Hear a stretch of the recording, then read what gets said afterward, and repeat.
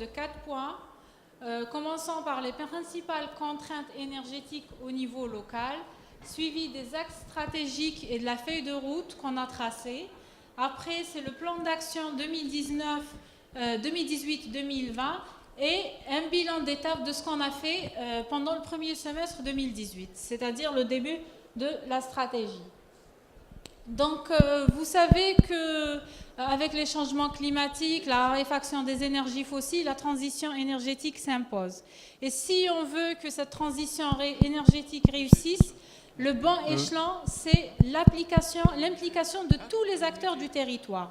Et les collectivités locales peuvent être un acteur essentiel et primordial dans la promotion à grande échelle des énergies renouvelables au niveau local. Mais avant de se lancer dans une telle stratégie, dans de tels objectifs, il y a lieu de faire un diagnostic de l'état des lieux. Pourquoi nous voulons aller vers cette nouvelle stratégie? Donc, la première contrainte qui entrave les collectivités locales, c'est la facture énergétique qui est supportée par le budget local. Elle représente 5% du budget de fonctionnement d'une commune. Au niveau national, c'est 27 milliards de dinars qui sont payés annuellement contre une facture d'électricité. La consommation à les communes représente 8% de la consommation nationale. Donc, c'est juste pour voir l'importance de cette facture énergétique. Pour illustrer cette importance, nous avons 10 wilayas qui consomment 58% de la consommation totale des communes. 10 wilayas seulement, 58%. Nous avons la consommation annuelle moyenne et basse tension de 5 wilayas, je cite Bouira, Mstran, Mtiarat, Biskra et Inti Mouchent, équivaut à la production annuelle d'une centrale de 555 MW avec une production à pleine charge 24 heures sur 24. Si on décompose la facture énergétique, nous allons trouver que l'éclairage public, il représente le poste le plus énergivore avec 56% de la facture électrique, suivi par les mosquées, 11%, les forages, 10%, les écoles primaires, 10%, les infrastructures administratives, 8%, et les infrastructures sportives, 7%. Quand on fait aussi le diagnostic de l'éclairage public, pourquoi cette facture importante? Pourquoi il représente 56%? Nous allons trouver qu'on a un parc énergétique qui est vétuste, qui est énergivore et qui est constitué de 36% de lampes à mercure et de 62% de lampes à sodium. Seulement 2% de lampes à LED et 0,42% d'éclairage public photovoltaïque. Donc, aujourd'hui, la rationalisation de l'économie d'énergie s'impose, d'autant plus que les communes n'arrivent plus à payer leurs factures d'électricité. Nous avons des déficits budgétaires pour certaines communes pauvres. Et si on ne met pas une stratégie, il faut savoir que cette facture, elle augmente d'année en année. Avec l'augmentation des infrastructures, chaque année, on réceptionne des écoles, des mosquées, etc. Donc, la rationalisation, elle est la première étape à faire pour les collectivités locales. Nous avons d'autres contraintes qui peuvent être des barrières dans le développement des énergies renouvelables au niveau local. Parmi ces contraintes, c'est l'absence de procédure ou canevas pour développer des projets dans ce domaine. Nous avons l'habitude de réaliser certains programmes de développement tels que les écoles, les chemins communaux, mais nous n'avons pas l'habitude de faire dans le photovoltaïque et dans les énergies renouvelables. C'est un nouveau domaine pour les PAPC. Aussi, il y a la faible rentabilité de certaines filières d'énergie renouvelable, comme vous le savez tous, avec les subventions de l'énergie conventionnelle. Il y a beaucoup de gestionnaires locaux qui ne voient pas l'intérêt d'aller vers ces énergies propres. Et enfin, le manque d'un personnel qualifié dans le montage du projet au niveau des communes. Donc, sur la base de toutes ces contraintes, nous avons tracé une stratégie. Cette stratégie, l'objectif, c'est d'instaurer un nouveau mode de consommation énergétique au niveau des collectivités locales basé sur la rationalisation de l'énergie et sur l'introduction des énergies renouvelables. L'objectif premier, c'est d'alléger cette facture énergétique. On est dans une politique d'optimisation des ressources et de rationalisation. Le deuxième objectif, c'est de créer l'effet d'exemplarité. Pour la généralisation à grande échelle de ces énergies renouvelables, au niveau des administrations locales, au niveau même du simple citoyen, de par la proximité qui caractérise la collectivité locale. Troisième objectif, c'est de protéger l'environnement et de réduire les émissions de gaz à effet de serre. Aussi, enfin, l'objectif 4, c'est de développer un marché local et de créer les PME, PMI qui activent dans le domaine des énergies renouvelables. Parce que si chaque collectivité locale, elle arrête un programme d'investissement, avec le programme d'investissement, il constitue un plan de charge pour ces petites entreprises. Ça va permettre de créer de l'emploi et de créer de la richesse au niveau local. Donc, sur la base de ces objectifs, notre feuille de route, c'est quoi? Elle est basée sur 4 axes. Le premier axe, c'est d'arrêter un programme d'investissement triennal qui va de 2018 à 2020 comme première phase dite d'amorçage. C'est juste la première phase. Et de mettre un montage financier pour financer les projets sur le patrimoine des collectivités locales et sur les territoires, notamment les territoires isolés et éparses. Donc, ce montage financier, il va faire participer et les budgets locaux, les budgets communaux, les budgets wilaya, mais aussi les fonds comme la caisse de garantie et de solidarité des collectivités locales, le fonds Sud, le fonds au plateau.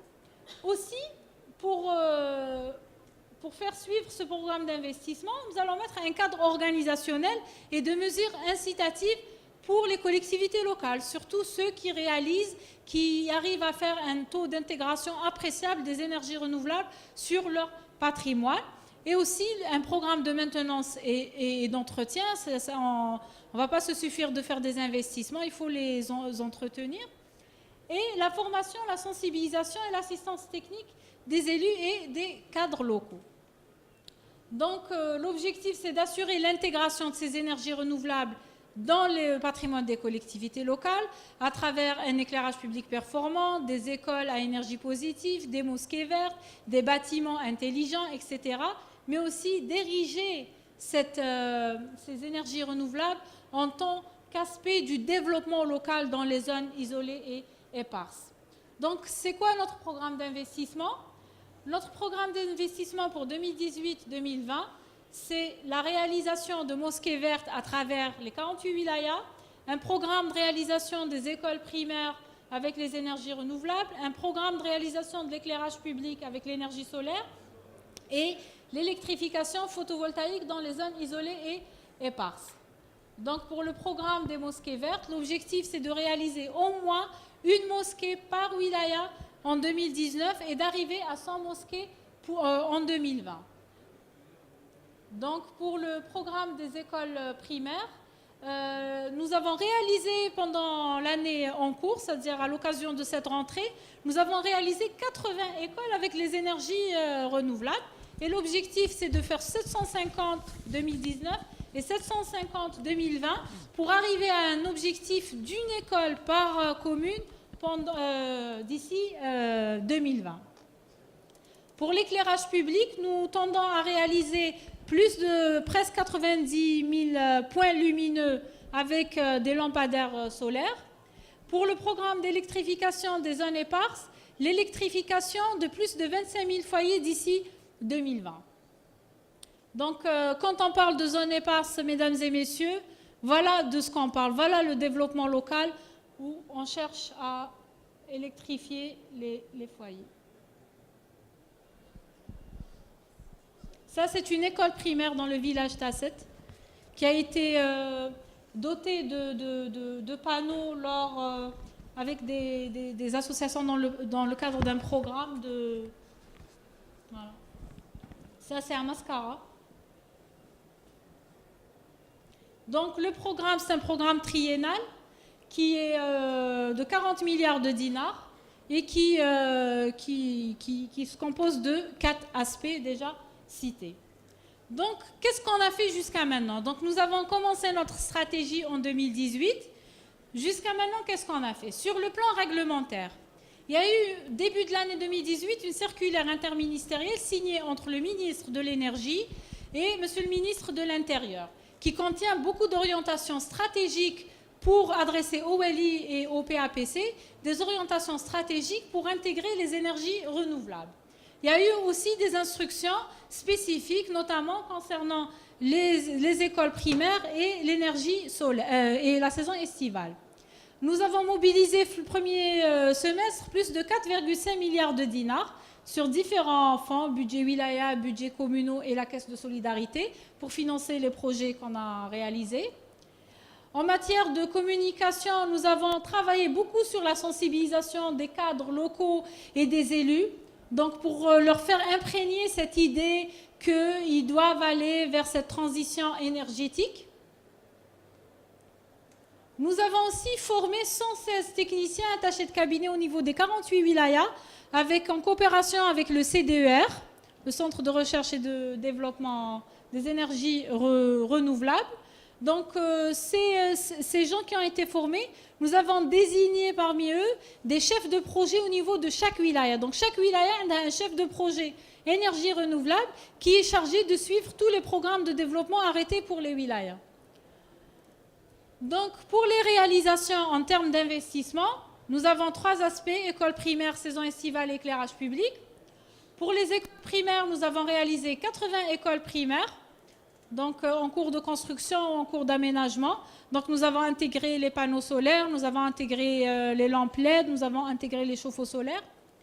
Donc, le programme les écoles, ça nous permet non seulement de créer des écoles à énergie positive, des écoles qui ne consomment pas beaucoup l'électricité, mais on va vers la sensibilisation de l'enfant. Cet enfant qui est sensibilisé, c'est l'adulte de demain qui est sensible aux questions de l'économie d'énergie. Donc, les actions futures par rapport à cette première phase des écoles primaires, nous allons essayer de faire dans l'évaluation et l'audit technique des installations déjà réalisées pour sortir avec des normes techniques, des recommandations techniques qu'on va essayer après de généraliser sous forme de guide à travers les 1541 communes.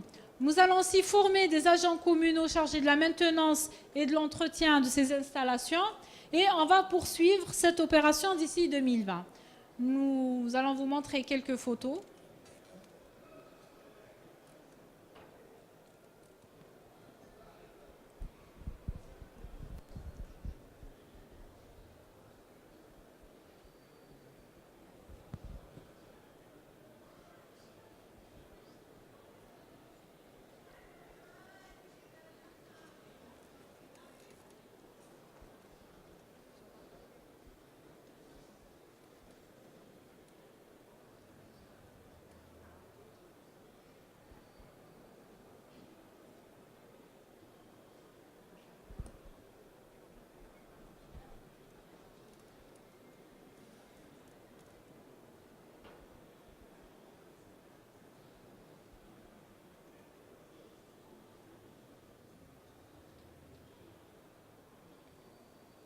Une journée de sensibilisation des élèves.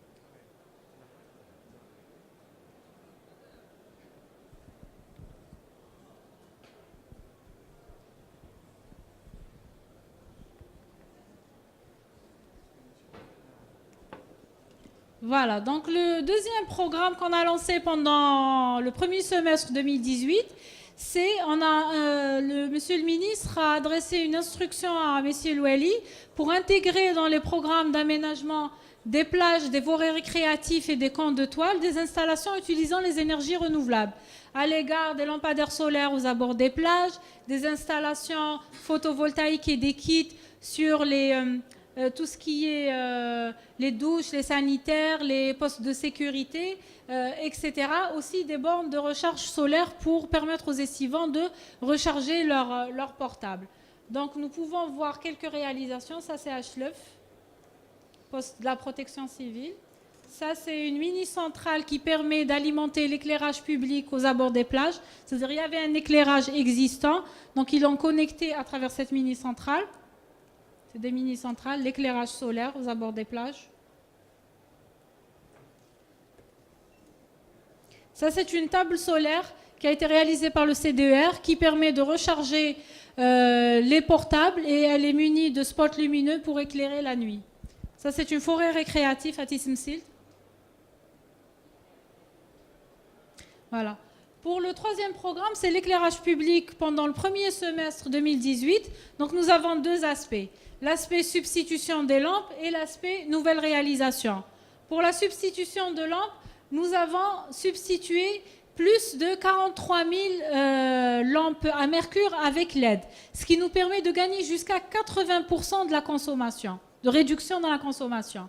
Et nous avons réalisé plus de 22 000 points lumineux avec du LED et plus de 3 000 points lumineux avec le photovoltaïque. Donc on peut voir quelques réalisations.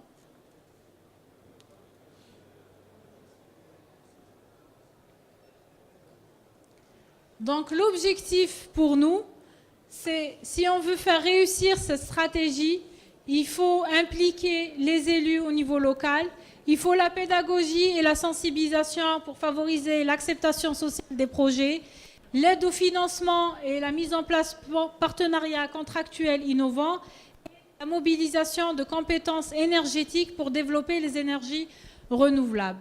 Je vous remercie. Donc, merci. Donc, nous participons pour la première fois au Salon international des énergies renouvelables. Nous avons un stand à l'entrée du salon. Je vous invite pour toute éventuelle question ou renseignement sur notre stratégie et notre programme triennal. Je vous remercie. Vous pouvez prendre une ou deux questions et on passe à la communication suivante parce qu'on a eu du retard pour la première communication. On va prendre deux questions. On prend deux questions. C'est Allô? des questions, c'est pas un débat qui recommence à partir de la salle. Hein. C'est des questions. Oui, alors. Ça marche pas.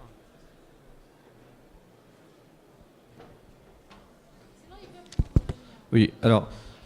Merci Madame Rtesh. J'ai bien compris qu'il s'agit de questions. Oui. C'est pas un nouveau débat. Pas du tout. Non. Deux petites questions rapidement qui me semblent importantes. Je me présente Naoul Bordaoui, professeur à l'Université de Blida. Alors, les 5% que vous avez présentés, Madame, du budget annuel des communes au niveau national, est-ce que ça comprend seulement l'électricité ou bien ça inclut le gaz? L'électricité seulement. Très bien, les 27 milliards. Deuxième question, vous avez parlé d'absence de procédure pour l'élaboration, de manque de personnel qualifié pour le développement de projets en la matière. Mais je n'ai pas clairement vu dans vos perspectives cet aspect. Vous avez parlé de la formation au sens général, mais est-ce qu'il y a un programme spécifique? Parce que sinon, peut-être on pourra vous aider. C'est pourquoi je vous pose la question. Merci. Je vous remercie. Tout à fait. En fait, dans la stratégie que nous avons arrêtée, nous avons parlé de la feuille de route. La feuille de route, elle comporte un programme d'investissement, c'est des réalisations. Elle comporte la maintenance et l'entretien pour assurer la durabilité des systèmes. Et cette maintenance et entretien passe par la formation. Donc, nous avons un programme de formation des agents communaux à la maintenance et l'entretien. Nous avons établi une convention cadre avec le ministère de la Formation et l'Enseignement professionnel pour justement former ces agents communaux. Nous avons formé aussi, je l'ai dit, 116 techniciens avec le CDER et nous continuons à faire dans la sensibilisation et les séminaires régionaux. Vous savez qu'il y a quelques temps, il y a une année de cela, un PAPC, quand on lui dit les énergies renouvelables, ils nous disent « moi, je ne produis pas l'électricité, moi, je consomme ». Donc aujourd'hui, c'est-à-dire c'est un pari, on a 1541 PAPC, n'importe lequel, les énergies renouvelables, l'éclairage public, les écoles primaires, les mosquées. C'est-à-dire cette question commence à s'imprégner chez nos cadres locaux. Mais le chemin, il est encore lent. Nous venons de commencer, nous avons commencé en 2018 et nous allons, c'est-à-dire nous battre pour vraiment une généralisation à grande échelle au niveau des PAPC de ces énergies renouvelables. Et on souhaiterait avoir votre soutien pour la formation, bien sûr. يعطيك الصحة مدام C'est moi